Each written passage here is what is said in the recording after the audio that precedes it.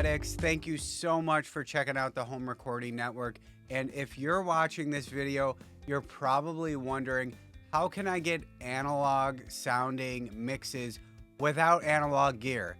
And maybe you're thinking, why might I want an analog sounding mix anyways? Well, I'm going to show you why and exactly what to do in order to get these results of a warm and saturated mix. You might be asking, is it necessary to saturate my in-the-box mixes? Well, no, it's not necessary. A digital mix might sound great, but when stacked up against a nicely saturated and full mix, the digital mix definitely does not come out on top. In just a second, you're gonna hear how this tool of saturation might be what your songs are missing. And if you start implementing this tool of saturation, which is very easy to do, by the way, it could possibly push your songs over the edge and to that next level. So obviously, due to the fact that we are recording out of our homes nowadays, we are missing out on a lot of the coloration that was once given to our music while using analog gear. It used to be you go into a recording studio, you record to tape, you record on a console. And obviously we are just recording right to our computers today, and it is completely digital unless you're lucky enough to have lots of outboard gear at your house. And this stuff is really expensive, right? Most of us can't afford to have a console at our house or a tape machine or a bunch of analog compressors. It just doesn't make sense to have all this in our homes, and the majority of us just can't afford this stuff. Now, although we can't afford this nice analog equipment, there are ways to emulate this in our mixes. And right in front of us, we have a mix of the same song. So the bottom mix here is the actual mix of the song that I did, where I emulated saturation, and the top mix is the same mix, but just no saturation at all. So I'm going to show you the difference between these two mixes, and you're going to notice that the completely digital mix doesn't sound bad, but when we flip to the saturated mix, it sounds more full, it sounds warmer, and it's also got more punch. Now, when I flip back and forth between these two mixes, you're going to notice a perceived volume bump when I switch to the saturated mix, even though I've done nothing with volume here in the mixes. All I've done in this top mix is turn off all the emulation of saturation. But again, you're going to notice a slight volume bump, even though I've actually turned down the saturated mix by 0.5 dB. It's just a more full mix, and you're going to notice it. You might have to listen a little carefully, but here we go. I'm going to show you the difference between these two mixes, and I'll start with the no saturation mix. Your words are poisonous to me. It's a chemical, emotionless retreat. Your words are poisonous to me. It's a chemical, emotionless retreat. So like I said, the unsaturated mix doesn't sound bad, but when stacked up against the saturated mix, it is definitely lackluster.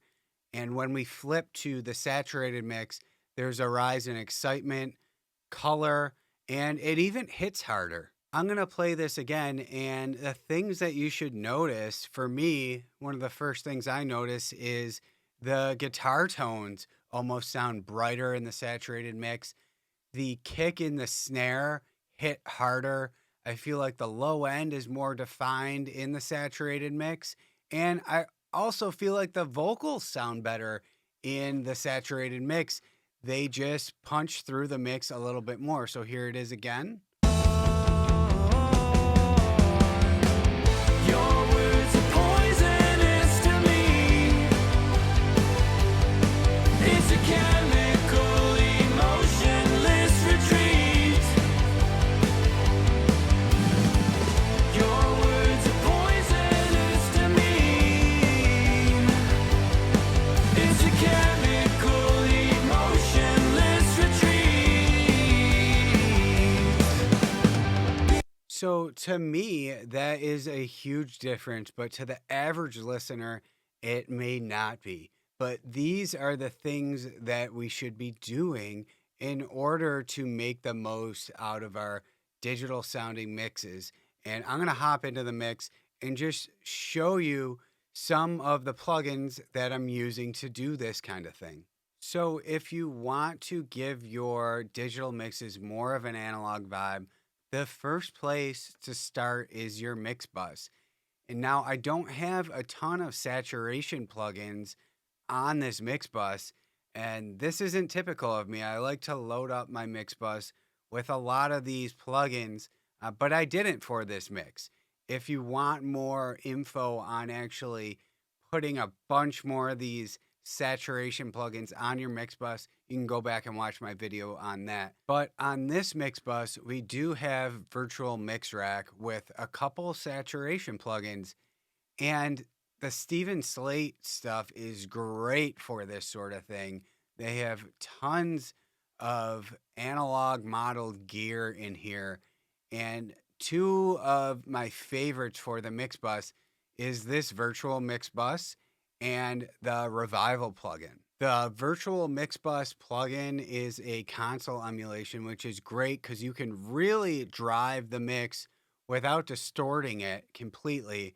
And Revival is high and low end harmonic distortion, which sounds good on everything from vocals to your mix bus.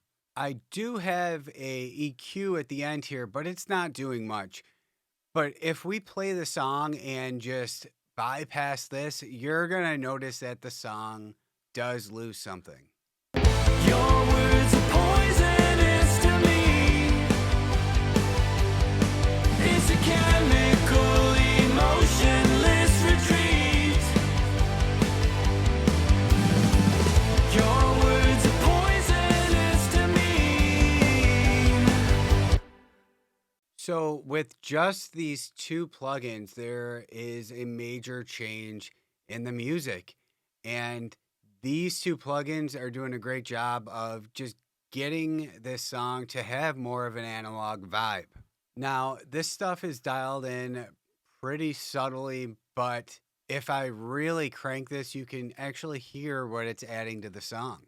Your words are poisonous to me. It's a chemical, emotionless retreat. Pretty cool, right? It can get really crunchy if we crank this thing, but we just want to dial in a little bit of that to get some subtle saturation. So you also want to saturate your tracks before they even get to the mix bus. So for instance, on this bass guitar, we also have virtual mix rack, but in this case, we're using a preamp emulation, and this is their London unit. And this is great on bass or on any other instruments of your choosing.